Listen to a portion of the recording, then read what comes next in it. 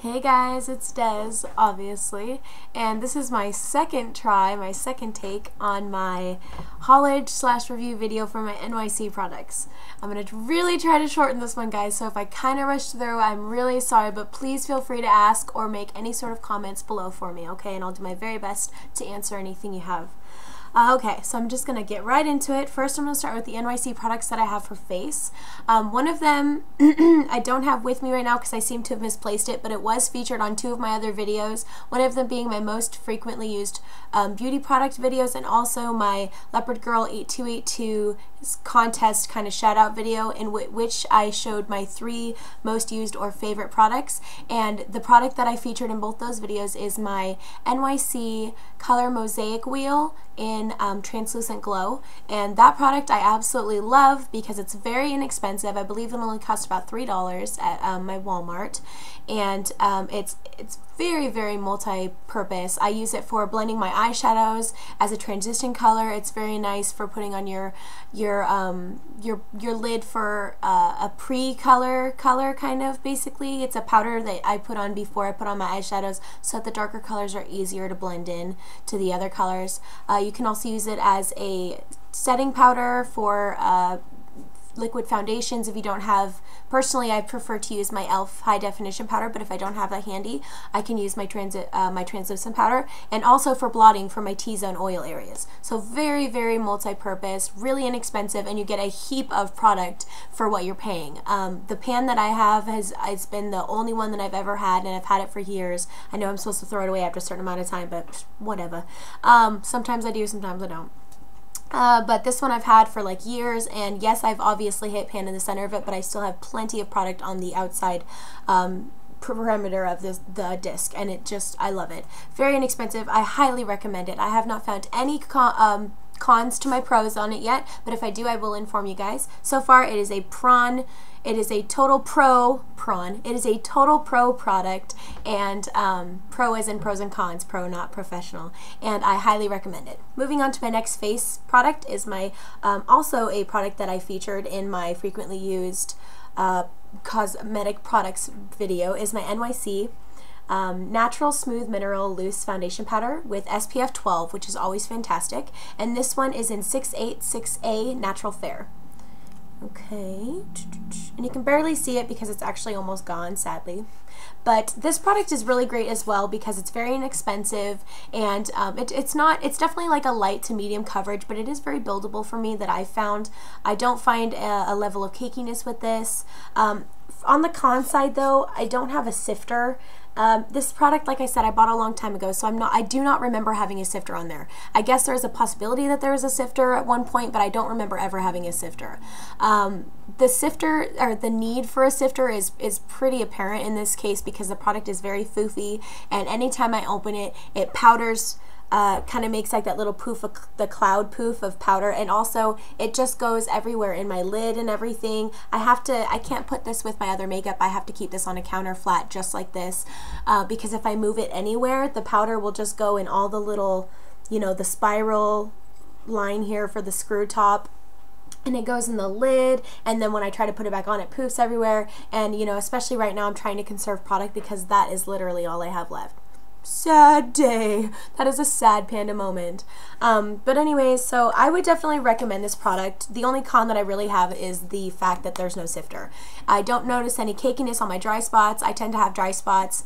I also have very sensitive skin. I don't react negatively to this. I don't notice any sensitivity, irritation, redness, anything like that. So far, this product has been really great, and it's very soft on my skin. I prefer to use the technique with a moist cosmetic sponge or a like my e.l.f. powder brush with the product on and then spritzed with water. Side note with the water, if you're going to use it for cosmetic purposes, please use distilled water, because if you don't use distilled water and you use tap water, there's a high chance of it becoming stagnant. If you don't want to use distilled water, then change your water very frequently. Only use it a few times before you change the water. But you can actually just distill water by boiling it, I've heard, before you use it. So you don't necessarily have to buy special distilled water. You can just take your tap water and boil it. But anyways, a little bit of a side note on that. But that's how I like to apply this because I do have combination skin, but I tend to have dry areas, and powder and dry areas don't usually go very well together. So far this has been really great with the technique that I apply it with. And again, very cheap. I believe this was like $3, maybe $4 when I purchased it. Very great product. Last face product that I have is the N.Y.C color stick. This is the cover stick in yellow 784A. And it's just like a twisty lipstick style concealer stick in yellow. Pops off like this, and it just screws up like your lipstick style twisty. And this is the yellow one, like I said, and this one is meant to cover bluish purple areas. Hopefully I'll be able to get a little bit of, I'm so sorry you guys, my lighting is terrible, but here, let me put this down really quick. You can kind of see the yellow there, hopefully, right here. That's the yellow tone on my skin tone. I'm not sure what the yellow would do on deep skin tones, especially very deep skin tones. I'm not really sure if it would do much, but for lighter complexion tones like myself, I noticed that it is very creamy product, so very little goes a long way. And also, you can very easily overdo this product because it is so creamy. I tend to have kind of wrinkles on under my eyes. It's definitely not like an aged skin wrinkle. I tend to have settling. I've had a lot of difficulty finding a cover-up that doesn't settle in my under my eyes. So if you have mature skin or somebody who tends to have wrinkles or creasing or settling under your eyes, you're going to want to be very spare. Use this sparingly if you do want to use this product. But other than that, it's very smooth. I don't notice any clumping. No scent to it whatsoever. You get a lot of product. I believe this was anywhere from 97 cents to maybe $1.97. Very cheap. I bought this at my local Winco. And again, this is for like the purpley bluish tones, I believe. Basically like the, you know, tones for dark circles under your eyes. And also my sister has a vein that runs on her face here, and she's always been a little bit self-conscious of it, and so that would work for this to kind of dye down those bluish purple tones and then, you know, put a foundation over it. So very helpful for that. Very nice, creamy. Just use it sparingly. Don't have a lot of cons for that except for the fact that it is pretty creamy, so use it sparingly basically. Next product is an eye product. This one is the Sparkle Eyeshadow Dust, and it's a shimmer powder, and it just looks like this, and it has these nice little grooves around it so that it's very easy to untwist it. I've always liked that. It's got very nice little grooves for your hand to grasp on. And then when you open it, it might be easier if I have this against my dark hair. Yep, you can see that better. This little loop right here is actually the handle on a brush, and as you'll probably be able to tell right away, the brush is very askew. And that's one of my cons, is that from dipping the brush in and out of this product so many times, the brush goes very, very askew. The bristles get pushed upwards and outwards and all over the place. So needless to say, this is not a very precise application brush. I basically just keep it in there so that it keeps the product down in there where it's supposed to be. As you can see, there's like a little tunnel, and I just keep this down in there so it basically stops the product from rising, kind of like a little cork in it. And also, it's really good on the go. You know, if I don't feel like bringing any brushes with me or whatever, I could definitely use this to put on, you know, as like an eyeshadow packing kind of color just on the lid, or, you know, as a highlight maybe, and just kind of blend it out with my finger if I have to. It's not a total useless brush. I mean, you can definitely use it to apply, but usually I just take it out, kind of give it a few taps, get as much product back in there as I can. You can probably see some foofies. And then I just use whatever cosmetic brush I wish to use, and I can kind of sweep it off the sides of the tunnel there with my cosmetic brush, and it works really well. This product works best with a base because it is quite foofy and sparkly, but it's a really nice product. It's very inexpensive, and you get a lot of pigment with it. It's basically just a nice champagne-y colored. Oh, I don't think I mentioned that it is actually in the color Champagne. Yeah, it's in the color Champagne 893A. I'm sorry I didn't mention that. But it's a very nice champagne colored sparkle pigment basically. And it's milled very lightly, so you can use this as a highlight. I personally wouldn't have any problem with using it as a center color with a lip color for a nice pouty effect, or maybe a Cupid's bow highlight, you know, brow highlight, inner corner highlight, basically any sort of a highlight where I want to add for a peak, you know, where normally you would contour the trough and you would highlight the peak. Very nice color. You get a lot of product with that. And again, I think this was only about $3. And I really like this. The only con is the fact that the brush is not very workable for a professional type look because the bristles do go askew, and also that there is quite a amount of poofy cloudness, kind of like powderiness when you take the brush in and out. But that's really about it. The product itself is great and it's very low cost, so it's definitely worth it for me. Next product is kind of a dud for me. This is the eyeliner Duet, and this is the black one, and this one is Mockingbird 880, and this is more than just white. It kind of looks white on here, but it's actually like this pearlescent white color, and this one's just black.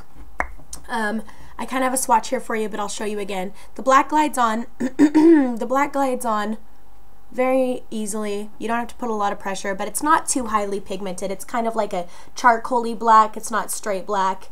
The longevity of this is not great. Even with a powder over top of it, it's very smudgeable. It's kind of like a thick consistency. I suppose if you wanted to use this as a base, sparingly towards the lash line and kind of, you know, smoking it out with shadow and things, maybe you could get away with it. This was only about 97 cents though. So, I mean, really you're getting 2 eyeshadows for 97 cents. And it does come with other colors, and I'm sure other colors would be a bit more pigmented and probably a lot smoother than this one. This is just the only one that they had at the time, I believe. The white, however, on this one is terrible. So hard, you can't get any product off. I'm pushing fairly hard and you absolutely can barely see any white at all. So not a good product on the white side. In order to use this, I used to have to like heat it up with a lighter.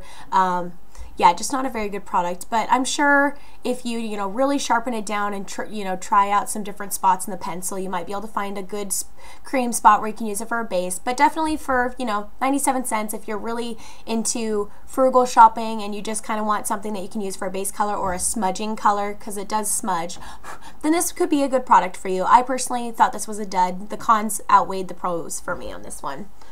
Next one is another eyeliner, except for this is the waterproof eyeliner pencil, and this one, instead of being a wood shaft, is the plastic shaft that looks kind of like wood. And this is again, it's N.Y.C, and it's in teal 937A. And this one is actually really fantastic in my opinion. I really liked this one. It claims, let me read you what it claims. It dries to a waterproof, smudge-free finish. If tip dries out, resharpen. I do agree with the tip. If it does dry out, just give it a little bit of a sharpen. If you're feeling like it's not gliding on as well as it did when you first got it, just sharpen it a little bit and it kind of refreshes the pencil. I really do like this color a lot. I love the way it glides on. It's very soft, and it does have pretty good lasting ability, pretty good longevity. I wouldn't necessarily say it's smudge free, especially if you have hooded eyelids, which I do have semi-hooded eyelids. I don't have too much problem with this coming off, but my bottom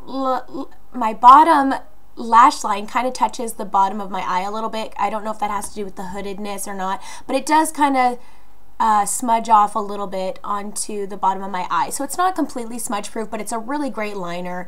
I haven't tried water on it yet. It says it's waterproof, but I just really love this liner. I wish I didn't have makeup swatches all over my hand, but let me just show you that really quick. That dark teal color right there is it. You do not have to press hard at all, which is a really good sign for an eyeliner because you do not want to tug on your eye. It's a very sensitive skin area. You can age faster that way, and you don't want to cause problems with your eye. This definitely gets a seal of approval for me because I can use this on my waterline. That's always a huge thing for me with eyeliners. If it can go on my waterline smoothly and it lasts on my waterline, then I know it's got the seal of approval for me. And I basically just take this, put it on my waterline, and then take a similar colored shadow and put that over to kind of, you know, fix it into place for longevity, and it works great. Again, there's a swatch for it. Let me try to kind of get it wet and see what happens. So I'm not rubbing too hard, and as you can see, it stayed in place. Just a little bit of transfer there, just tiny bit, but that's also right after I put it on. So waterproof. Now I'm rubbing a little bit harder. You can see it's just faded a little bit right here. Not bad though. That's actually pretty good. And again, this is an N.Y.C pencil, so it's pretty cheap. This one is a little bit more expensive. I did get this for Christmas, but I saw the prices at the store. I believe this was about $3, maybe a little bit more, but it is an excellent pen, and this color is gorgeous, and it comes out a very vivid teal. Gorgeous color. I would definitely recommend this. More pros than cons. I actually don't really have any cons for it. I mean, it would be cool if it didn't transfer, you know, but it doesn't transfer terribly. I can definitely tell that this is a good quality pencil. Alright guys, 2 more products. Both of them are lip products. I'm going to go ahead and review this lipstick here first. This is the N.Y.C lipstick in 308B Retro Red. And here it is. It's kind of like a bullet shape. Cap is clear, comes off. Looks like a pretty bright red here. This is actually a blue tone, kind of pinky red. twists up like that. First off, let me just start with this con. This is as far down as it goes.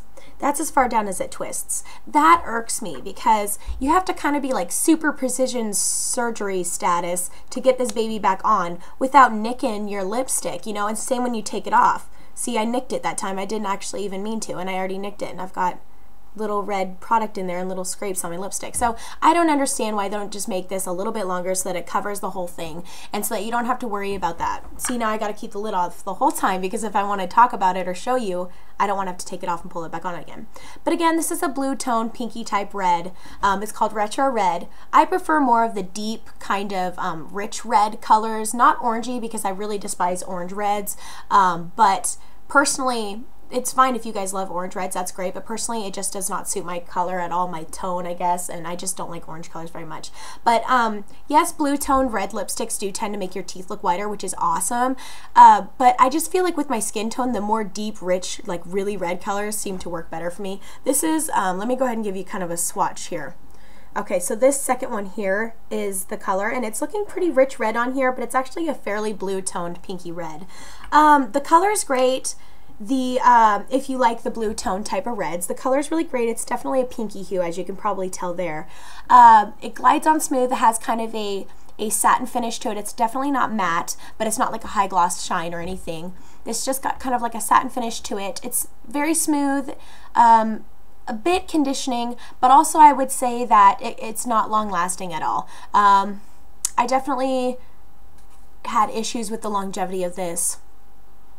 I believe I wore it out one time and it was all like faded in the inside and it looked all like really not attractive at all. So this is one that you have to reapply. Red lipsticks with reapplying is kind of like a subject, but if you guys are looking for a cheap lipstick, I believe this only cost me 97 cents to maybe $2. Very cheap lipsticks. N.Y.C has very inexpensive lipsticks, but it's very soft. It's not drying. I didn't notice any drying. When I used it, I personally did not use a lip liner, which I could have, but I was just getting into lipstick. So this is I would say go for it. If you like blue tone lipsticks and you're okay with reapplying, I would try it out. It does kind of travel, so I'd be careful with that. I would definitely try using a liner with it. Last product, guys, is an N.Y.C Kiss Gloss, and this is actually my very least favorite product of the N.Y.C that I showed you guys today. This is the Kiss Gloss, and it does not tell me the color of the gloss. Unfortunately, I think it might have been on the wrapper, but it's in the squeezy tube with the little plastic applicator that has the slant in it and the little hole where the product, you can't see that, but the little hole where the product squeeze out. You guys know how much I despise glittery lip glosses or any sort of shimmer, like glitter, super sparkly lip products at all. If you don't, then now you do. I really despise them. And this is super, super sparkly. I did not notice that when I first saw it in the package. It just looked like a nice nudie pink lip gloss, but believe it or not, that actually is not my least favorite thing about this lip gloss. This is extremely, extremely sticky. This is the most stick-tastic lip gloss I've ever used. Personally, I do not like sticky, tacky lip glosses. I prefer something more like the Hard Candy. I have featured this in a video before too. This is the Hard Candy Plexi Gloss, and this is super, super smooth, glossy, awesome lip gloss. This is the opposite of that. Extremely sticky. If you guys like sticky lip glosses and you also like sparkle, and this also has a scent of like orangeness to it, so if you don't mind smells, you like sparkle glitterness, and you also like the feeling of the stickiness on your lips. I know that some people do prefer sticky lip glosses because they feel like they have that sturdiness and they can feel when they need to reapply or not because they can feel the stickiness on their lips or the absence of the stickiness, so they know they need to reapply. Also, there's the factor of the longevity with sticky lip gloss. You know, it does tend to adhere to the lip more properly, so therefore it kind of lasts longer on the lips. So if you guys do like sticky lip glosses and you want a cheap lip gloss that has sparkle and everything, then this could be the definite lip gloss for you. Again, it's the Kiss Gloss. This one is just like a nice pinky nude color with a lot of sparkle in it. Not too highly pigmented. It doesn't really come off this pinky shade. It just comes off like this light whitish wash, like pearly wash with a lot of sparkle. But if you guys like all of those characteristics that I explained about this guide, then this is totally a lip gloss for you. I believe this is only like 97 cents to $2 again. Not too expensive at all. Average price probably like $1. So not bad if you guys are really in the market for that. It has 9.4 mLs, so you know it's a pretty good size lip gloss, squeezy tube. If that's the kind of lip gloss you guys like, then go ahead down and pick that up. I got that at my local Winco. Anywhere that you can get N.Y.C products, you know, sometimes that's Target, Walmart, CVS, Rite Aid, just depends where you live, what area, and what kind of stores you have around you. So that is my haul, you guys, my haulage / review type thing for my N.Y.C products. I really hope it wasn't too long. It's my second time doing it, so hope you guys enjoyed. Hope that helps you guys. If any of you were thinking about purchasing any of those products, hope that helped with your decision. And as always, you guys, I heart you, and stay blessed.